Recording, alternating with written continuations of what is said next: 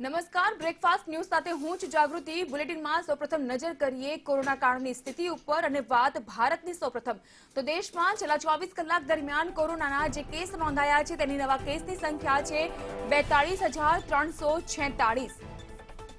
દેશની આંકડાકીય વિગત મેળવી રહ્યા છીએ। છેલ્લા 24 કલાક દરમિયાન 36,032 જેટલા દર્દી કોરોના સામેની જંગ જીતી ઘરે હેમખેમ રિકવર થઈને પરત ફર્યા છે।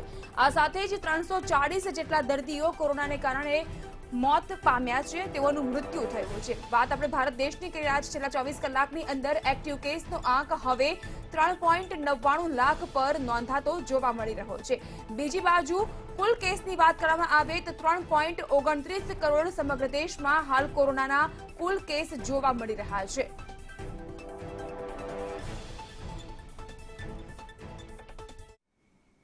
હવે નજર જો વિશ્વની સ્થિતિ ઉપર કરવામાં આવે તો છેલ્લા 1.5 વર્ષથી પણ વધુનો સમયગાળો અને સમગ્ર વિશ્વમાં કોરોનાએ માજા મૂકી છે, ત્યારે 6.58 લાખ નવા કેસ સમગ્ર વિશ્વમાં છેલ્લા 24 કલાક દરમિયાન નોંધાયા છે। તેમાં 9,752 વ્યક્તિઓએ પોતાનો જીવ પણ આ કોરોનાની મહામારીમાં પોતાનો જીવ ગુમાવ્યો છે। છેલ્લા 24 કલાક દરમિયાન એક્ટિવ કેસનો આંક હવે નોંધાયો છે 1.89 કરોડ પર। વિશ્વની સ્થિતિની આપણે નજર કરી રહ્યા છીએ ત્યારે કોરોનાના કુલ કેસની સંખ્યા હવે પહોંચી છે 22 કરોડ પર। જે પ્રકારની સ્થિતિ સામે જોવા મળી રહી છે તેમાં વિશ્વમાં સૌથી વધુ 1.82 લાખ કેસ અમેરિકામાં નોંધાઈ રહ્યા છે। અમેરિકામાં એક પણ દિવસ એવો નથી છેલ્લા કેટલાક દિવસોથી કે જ્યાં લાખથી નીચે કેસ નોંધાતા હોય। બીજી બાજુ બ્રાઝિલમાં 25,348 નવા કેસ કોરોનાના।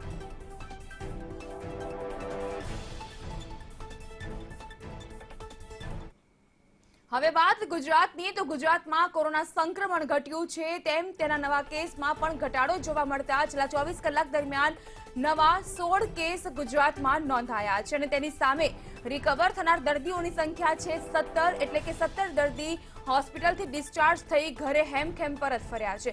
આ સાથે રાજ્યમાં એક વ્યક્તિનું કોરોનાને કારણે મૃત્યુ થયું છે, એટલે કે રાજ્યમાં સંક્રમિત દર્દીઓની સંખ્યામાં ઘટાડો અને મૃત્યુ આંકમાં પણ નોંધપાત્ર ઘટાડો। રાજ્યમાં એક્ટિવ કેસનો આંક પહોંચ્યો છે 149 પર। ગુજરાતની વાત કરી રહ્યા છીએ। છેલ્લા 24 કલાક દરમિયાનની સ્થિતિની વાત સાજા થવાનો દર 98.56% પર।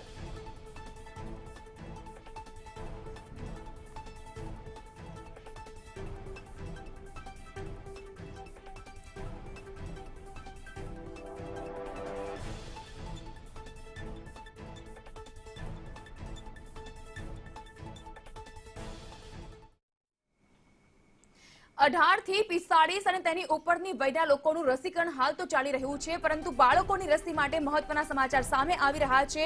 કોરોના વેક્સિન કાર્બોવેક્સ રસીને DCGIની મંજૂરી મળી ચૂકી છે। કાર્બોવેક્સ રસી છે બાળકોની માટેની રસી, જે બાળકોને આપવામાં આવશે। હૈદરાબાદ સ્થિત બાયોલોજિકલ કંપનીને આ રસીના ટ્રાયલ માટે મંજૂરી મળી ચૂકી છે। 5 વર્ષથી વધુ વયના બાળકો માટે હવે આ રસીનું ટ્રાયલ કરવામાં આવશે। ટ્રાયલના પરિણામ બાદ રસી માટે આયોજન ઘડવામાં આવશે।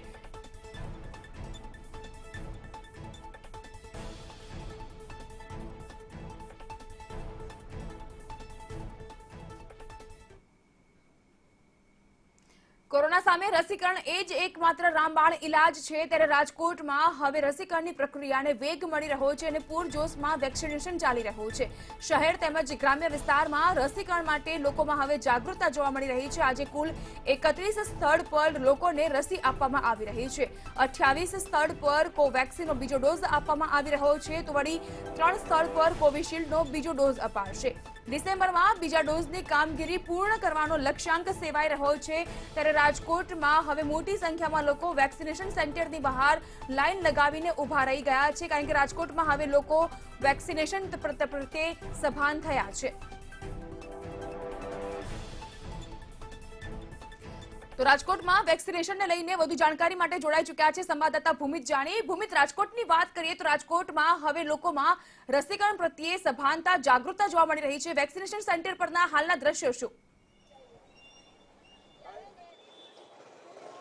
ચોક્કસથી જાગૃતિ આપને જણાવી દઉં, જે પ્રકારે રાજકોટની અંદર રસીકરણને લઈને લોકોમાં જાગૃતતા આવી છે, જાણે કે એ ગ્રામ્ય વિસ્તાર હોય કે શહેરી વિસ્તાર હોય, અત્યારે સીધા જ આરોગ્ય કેન્દ્રના હું તમને દ્રશ્યો બતાડી દઉં કે જ્યાં લોકો વહેલી સવારથી રસી લેવા માટે લાઇનમાં ઊભા રહી રહ્યા છે. તે પ્રકારના દ્રશ્યો અત્યારે જોવા મળી રહ્યા છે. પરંતુ ઉલ્લેખનીય છે કે આ તમામ વચ્ચે અત્યારે જે પરિસ્થિતિનું નિર્માણ થયું છે ત્યાં એવું છે કે રસીનો ડોઝ છે, એટલે કે રસીનો જથ્થો છે તે જે આરોગ્ય કેન્દ્ર સુધી પહોંચ્યો નથી અને તેના કારણે આ લોકો છે તે રસ્તા પર અત્યારે લાઈન લગાવીને ઊભા છે. 9 વાગ્યાનો સમય હોય છે, પરંતુ 9 વાગી ચૂક્યા છે, તેમ છતાં પણ રસીનો જે જથ્થો હોય તે જથ્થો હજી પહોંચ્યો નથી અને તેના કારણે આરોગ્ય કેન્દ્ર બહાર જે લોકો છે તેનો જે મેળાવડો છે ત્યારે જોવા મળી રહ્યું છે. ઉલ્લેખનીય છે કે એક તરફ જ્યાં તંત્ર દ્વારા કહેવામાં આવી રહ્યું છે કે સમગ્ર રાજ્યની અંદર રાજકોટ શહેર છે તે આગળના સ્થાને જોવા મળી રહ્યું છે. ઉલ્લેખનીય છે કે જેની અંદર ડિસેમ્બર સુધીમાં 100% રસીકરણનો લક્ષ્યાંક પણ વહીવટીતંત્રએ નક્કી કર્યો છે. પરંતુ આ વચ્ચે એક મહત્વના સમાચાર એ કહી શકાશે કે જો આ પ્રકારે રસીકરણ ચાલશે તો આવનારા દિવસોમાં ડિસેમ્બર સુધીમાં કઈ પ્રકારે રસીકરણ પૂરું થશે તે અનેક સવાલો પણ ઉઠી રહ્યા છે. ઉલ્લેખનીય છે કે શહેરમાં અત્યાર સુધીમાં 13,91,713 લોકોએ વેક્સિન લઈ લીધી છે, જ્યારે ગ્રામ્યની વાત કરીએ તો ગ્રામ્ય વિસ્તારની અંદર 11,51,024 લોકોએ વેક્સિનનો ડોઝ લઈ લીધો છે. આ ઉપરાંત લોધિકા અને વિછા તાલુકામાં સૌથી ઓછું વેક્સિનેશન થયું છે. પરંતુ હાલ જે સ્થિતિનું નિર્માણ થયું છે રાજકોટના શાસ્ત્રી મેદાનની સામે આવેલા જે આરોગ્ય કેન્દ્ર છે ત્યાં અમે લોકો પહોંચ્યા છીએ અને સિનિયર સિટીઝનથી માંડીને યુવાનોથી માંડીને તમામ વયના જે લોકો છે તે કોરોના રસી લેવા માટે જાગૃત જોવા મળી રહ્યા છે અને તેઓ રસી લેવા માટે લાઇનમાં ઊભા છે. પરંતુ રસીનો ડોઝ છે તે અત્યારે ઉપલબ્ધ નથી થયો. હજી સુધી આરોગ્ય કેન્દ્રના દરવાજા ખોલવામાં નથી આવ્યા. આપ આ દ્રશ્યોની અંદર જોઈ શકો છો. તેના કારણે જે મોટી સંખ્યામાં લોકો છે તે અત્યારે વેક્સિન લેવા માટે લાઈન લગાવીને ઊભા છે.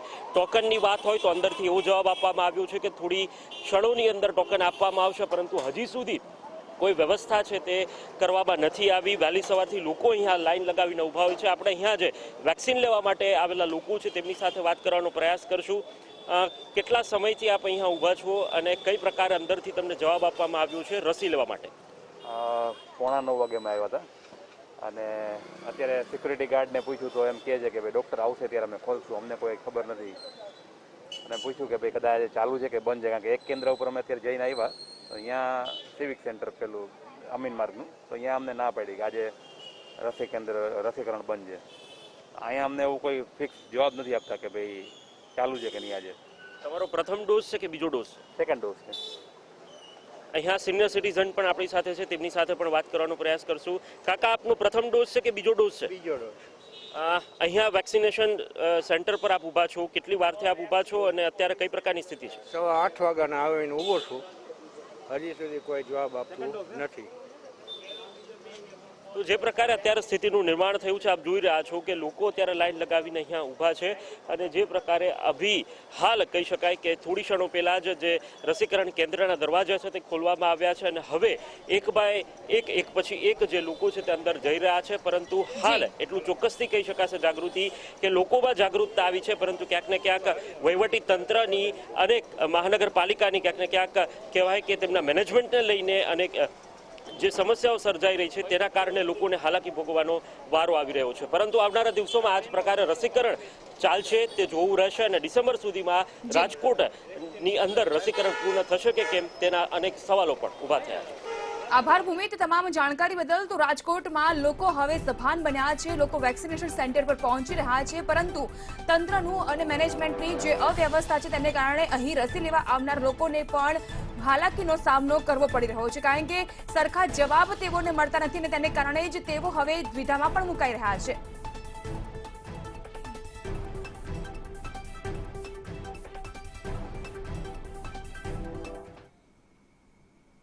અને હવે વાત અફઘાનિસ્તાનમાં તાલિબાની રાજ અંગે.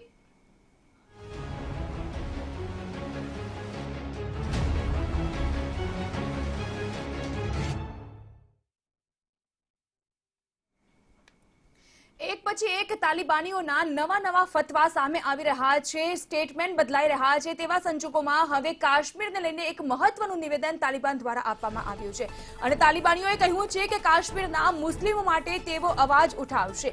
તાલિબાની રાજકીય પ્રવક્તાએ મહત્વનું નિવેદન કાશ્મીર મુદ્દે આપ્યું છે, કાશ્મીરના મુસલમાનો માટે આપ્યું છે અને તેઓ હંમેશા મુસ્લિમો માટે અવાજ ઉઠાવતા રહેશે તે પ્રકારનું નિવેદન. બીજી બાજુ ચીનને પોતાનું મિત્ર ગણાવી રહ્યા છે તાલિબાનીઓ. અફઘાનિસ્તાનમાં રોકાણ માટે ચીનને આમંત્રણ આપ્યું છે અને ચીન પાસેથી તેઓ આર્થિક ભંડોળ પણ મેળવશે અને આ રીતે તેઓ ચીનને પોતાનો મિત્ર ગણાવી રહ્યા છે. ચીન અંગે થયેલા નિવેદનથી જો કે ભારતની ચિંતામાં હવે વધારો થયો છે, કારણ કે કોરોના મહામારી દરમિયાન હવે ભારત અને ચીનના સંબંધો જે વણસ્યા હતા અને તેની વચ્ચે હવે તાલિબાનીઓ ચીનને પોતાનું પરમ મિત્ર ગણાવી રહ્યું છે, કારણ કે ચીન પાસેથી તેઓ આર્થિક ભંડોળ લેશે અને ચીને પણ તમામ આર્થિક મદદ કરવાની, તાલિબાનીઓને મદદ કરવાની માટેની તેઓએ તૈયારી પણ દર્શાવી છે. હવે આ જે તાલિબાન અને ચીન વચ્ચેની વાટાઘાટો છે, સંબંધ છે, તેને લઈને ભારતની ચિંતામાં વધારો અને તેની સાથે કાશ્મીર મુદ્દે જે નિવેદન આપ્યું છે તાલિબાની રાજકીય પ્રવક્તાએ, તે મુદ્દો પણ ખૂબ જ મહત્વનો, કારણ કે તાલિબાને કહ્યું છે કે કાશ્મીરમાં વસનારા તમામ મુસ્લિમો માટે તેઓ સતત અવાજ ઉઠાવતા રહેશે અને આ પ્રકારનું તેઓનું જે નિવેદન આવ્યું છે ત્યારે હવે તેઓના નિવેદનથી ભારતની ચિંતા સતત વધી રહી છે. એક તરફ જે લોકો અફઘાનિસ્તાનમાં સપડાયેલા છે તે નાગરિકોને અફઘાનિસ્તાનમાંથી બહાર કાઢવા માટે પ્રયત્નશીલ અને તેવા સંજોગોમાં તાલિબાનીઓના કેટલાક નિવેદન છે તે હવે વૈશ્વિક ફલક ઉપર ચિંતામાં વધારો કરી રહ્યા છે.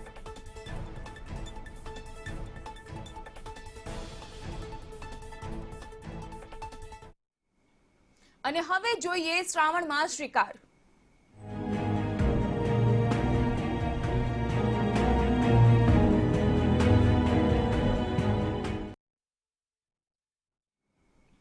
રાજ્યમાં છેલ્લા 24 કલાક દરમિયાન વરસેલા વરસાદની જો વાત કરવામાં આવે તો છેલ્લા 24 કલાક દરમિયાન 112 તાલુકામાં વરસાદી માહોલ નોંધાયો. 8 તાલુકા એવા કે જ્યાં 1 થી 2 ઇંચ સુધીનો વરસાદ ખાબક્યો તો વળી અન્ય 104 તાલુકામાં 1 ઇંચ સુધીનો વરસાદ નોંધાઈ ચૂક્યો છે. છેલ્લા 24 કલાકની આ આંકડાકીય વરસાદી માહિતીની વિગતો છે કે જ્યાં 112 તાલુકામાં વરસાદ જોવા મળ્યો.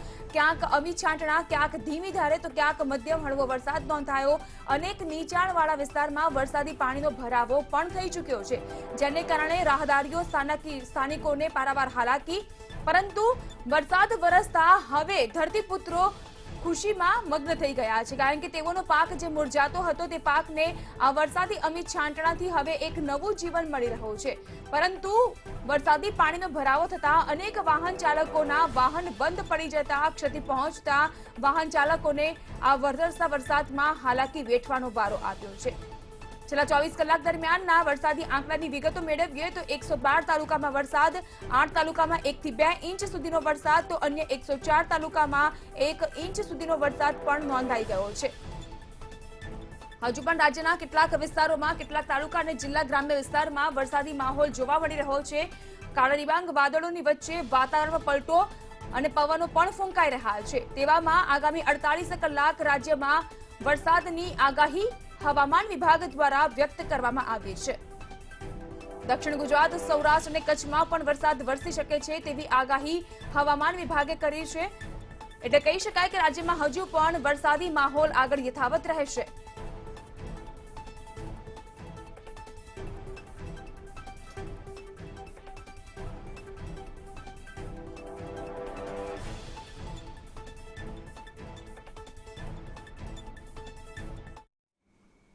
દેવભૂમિ દ્વારકાની જો વાત કરવામાં આવે તો અહીં પણ છેલ્લા 24 કલાક દરમિયાન વરસાદી માહોલ યથાવત રહેવા પામ્યો છે. દ્વારકામાં છેલ્લા 24 કલાક દરમિયાન 1.5 ઇંચ વરસાદ ખાબક્યો.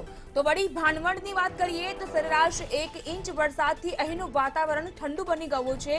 સારો વરસાદ વરસી રહ્યો છે, તેને કારણે અસહ્ય ઉકળાટથી હવે લોકોને ઠંડક મળી રહી છે. દેવભૂમિ દ્વારકાની આ વાત અને આ દ્રશ્ય આપ જોઈ રહ્યા છો. અહીં ગલી ગલિયારોમાં વરસાદને કારણે લોકો ભીંજાઈ રહ્યા છે અને વાતાવરણમાં અચાનક જ પલટો આવતા અને સતત વરસાદ વરસી રહ્યો છે ત્યારે સમગ્ર વાતાવરણ ઠંડુગાર બની ગયું છે.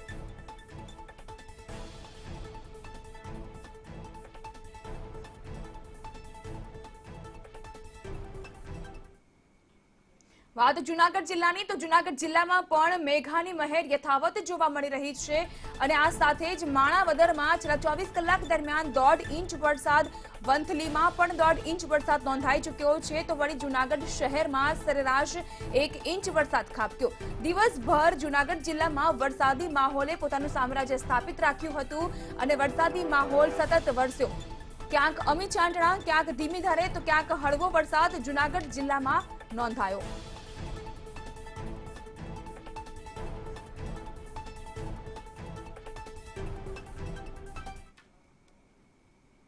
તો બનાસકાંઠામાં પણ વરસાદી માહોલને લઈને દ્રશ્યો સામે આવી રહ્યા છે કે જ્યાં બનાસકાંઠાના ધાનેરામાં 1.5 ઇંચ વરસાદ નોંધાયો. દિવસભર બનાસકાંઠાના ધાનેરામાં હળવો વરસાદ નોંધાયો. વરસાદી માહોલને કારણે જો કે વાતાવરણમાં ઠંડક પ્રસરી ગઈ, કારણ કે પવનનો મારો પણ ફૂંકાતો હતો અને વરસાદ પણ હળવો આખા દિવસ દરમિયાન નોંધાતો હતો. તેવા સંજોગોમાં સમગ્ર વાતાવરણ ઠંડુગાર બની ગયું છે.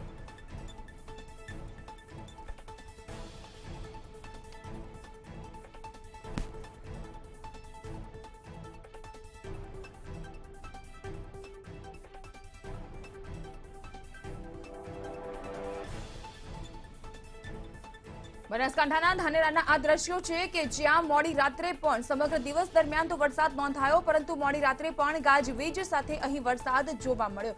એટલે બનાસકાંઠાના ધાનેરામાં સમગ્ર દિવસ દરમિયાન મોડી રાત્રે વધુ એક વખત વરસાદે આગમન કરતા વીજળીના ચમકારા ગાજવીજ સાથે અહીં વરસાદ જોવા મળ્યો અને સારો વરસાદ વરસતા હવે ધરતીપુત્રોમાં ખુશી પણ જોવા મળી રહી છે.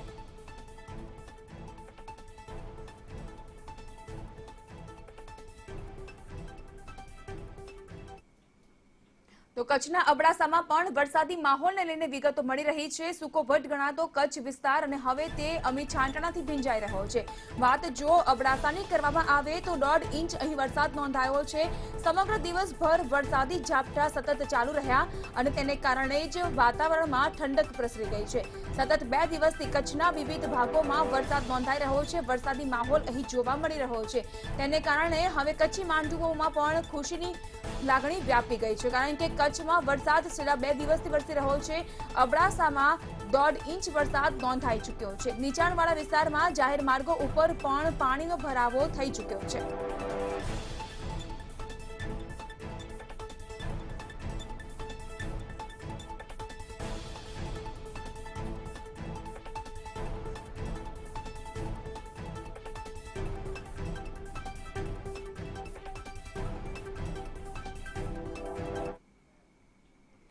તો સતત રાજ્યમાં વરસાદી માહોલ જોવા મળી રહ્યો છે અને હજુ પણ વરસાદી માહોલ આગળ યથાવત રહેશે. ત્યારે રાજ્યમાં આગામી 48 કલાક વરસાદની હવામાન વિભાગ દ્વારા આગાહી વ્યક્ત કરવામાં આવી છે.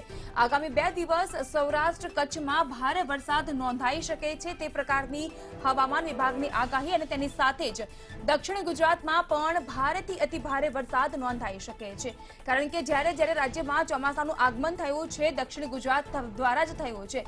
7 સપ્ટેમ્બર બાદ રાજ્યમાં સારા વરસાદની સંભાવના પણ આ સાથે વ્યક્ત કરવામાં આવી રહી છે. રાજ્યમાં આગામી 48 કલાક વરસાદની હવામાન વિભાગ દ્વારા આગાહી વ્યક્ત કરવામાં આવી છે.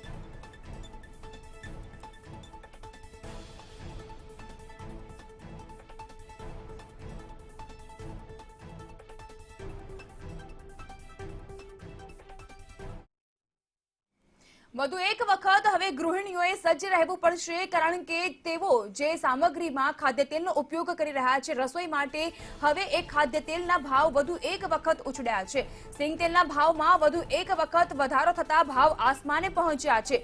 સાતમ આઠમનો તહેવાર અને તહેવાર બાદ બજાર ખુલતાની સાથે જ સિંગ તેલના ભાવમાં વધુ એક વખત ઉછાળો નોંધાયો છે.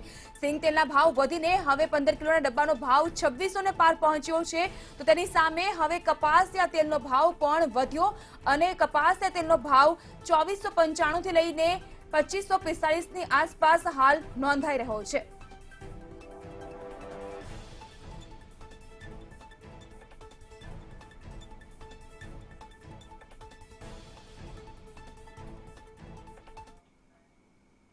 આ સાથે મહત્વના સમાચાર સામે આવી રહ્યા છે. જે હોસ્પિટલ પાસે ફાયર સેફટીના સાધન નહીં હોય, એનઓસી નહીં હોય, તેવી હોસ્પિટલને હવે સીલ કરવામાં આવશે. જો કે ફાયર સેફટી માટે અને એનઓસી લેવા માટે સુપ્રીમ કોર્ટે આવી હોસ્પિટલ્સને વધુ 1 સપ્તાહનો સમય આપ્યો છે. સપ્તાહમાં ફાયર અને એનઓસી મેળવવા માટેનું હાઈકોર્ટ સુપ્રીમ કોર્ટ દ્વારા હવે અલ્ટિમેટમ આપી દેવામાં આવ્યું છે. ખાનગી હોસ્પિટલ્સને પગલાં લેવા માટે તૈયાર રહેવા નિર્દેશ પણ કરી દીધો છે. ફોજદારી રાહે પગલાં લેવા સહિતની સુપ્રીમની ચીમકી ઉચ્ચારવામાં આવી છે. અમદાવાદની 9 હોસ્પિટલમાં જે પ્રકારે કોરોના ગાઈડલાઈન દરમિયાન કોરોનાના કાર્યકાળ દરમિયાન દુર્ઘટના ઘટી હતી, તેવા સંજોગોમાં હવે સુપ્રીમ કોર્ટે લાલ આંખ કરતા આ નિર્દેશ કર્યો છે. કોરોના કાળમાં નિર્દોષ દર્દીઓના જીવ મુશ્કેલીમાં મુકાયા હતા અને મૃત્યુ પણ નોંધાઈ ચૂક્યા છે, કારણ કે ફાયર સેફટી વગરની હોસ્પિટલ્સ અને તેની સામે હવે સુપ્રીમ કોર્ટે લાલ આંખ કરી છે.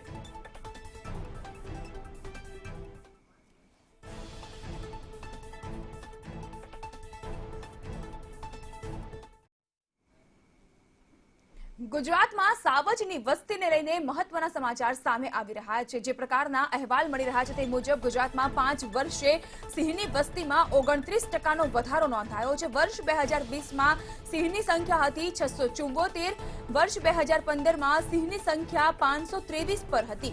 એશિયાઈ સિંહના સંરક્ષણ માટે 1060 કરોડનો પ્રોજેક્ટ અમલી બનાવાયો છે. ગુજરાતના સિંહ માટે કેન્દ્રએ તેની માટે મંજૂરી પણ આપી છે. ગુરુવારે અમદાવાદમાં વન વિભાગની મહત્વની બેઠક યોજાઈ હતી અને તેમાં કેન્દ્રીય વન મંત્રી ભૂપેન્દ્ર યાદવના અધ્યક્ષસ્થાને આ બેઠક યોજાઈ હતી અને તેમાં આ વિગતો પ્રસ્તુત કરવામાં આવી કે જેમાં ગુજરાતમાં છેલ્લા 5 વર્ષે સિંહની વસ્તીમાં 29%નો વધારો.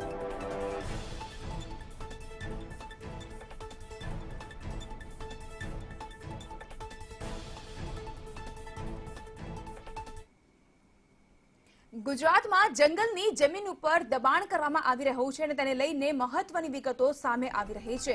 ગુજરાતમાં 293 હેક્ટર જંગલની જમીન પર દબાણ અને જંગલની જમીન ઉદ્યોગ અને રિસોર્ટ માલિકોના હાથમાં હોય તે પ્રકારની વિગતો સામે આવી છે.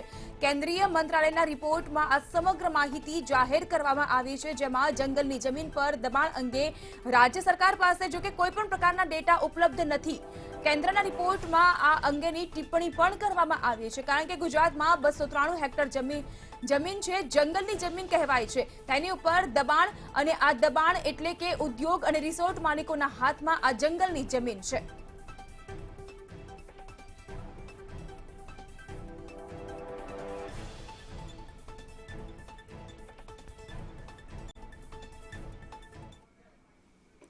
જીએસટી દંડ માફીની મુદ્દતને લઈને મહત્વના અહેવાલ સામે આવી રહ્યા છે. જે વિગત મળી રહી છે તે મુજબ જીએસટી દંડ માફીની મુદ્દતમાં વધારો કરતા હવે કરદાતાના હિતમાં 30 નવેમ્બર સુધી આ મુદ્દતને લંબાવી દેવામાં આવી છે. ₹500 પેનલ્ટી સાથે જૂના રિટર્ન પણ ભરી શકાશે. જુલાઈ 2017 થી માર્ચ 2021 સુધી રિટર્ન ફાઇલ થઈ શકશે. 31 ઓગસ્ટે દંડ માફીની મુદ્દત પૂર્ણ થતી હતી, પરંતુ તેને 30 નવેમ્બર સુધી લંબાવી દેવાઈ.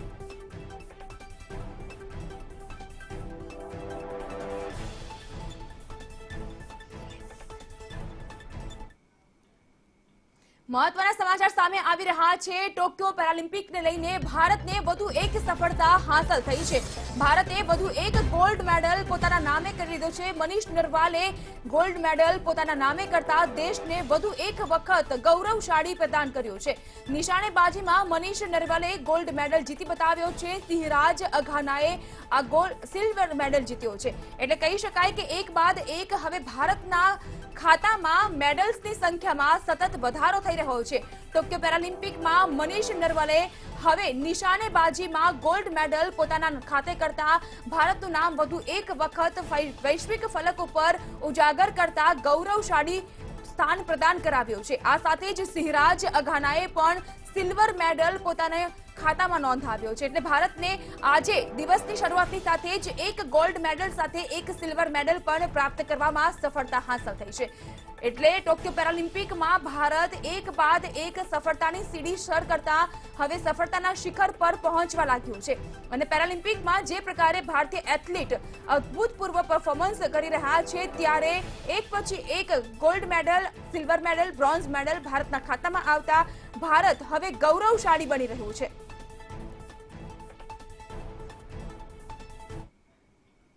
તો બ્રેકફાસ્ટ ન્યૂઝમાં આજે બસ આટલું જ. અને વધુ સમાચાર માટે આપ જોતા રહો મંતવ્ય ન્યૂઝ અને આપ લોગિન પણ કરી શકો છો www.mantavynews.com પર. નમસ્કાર.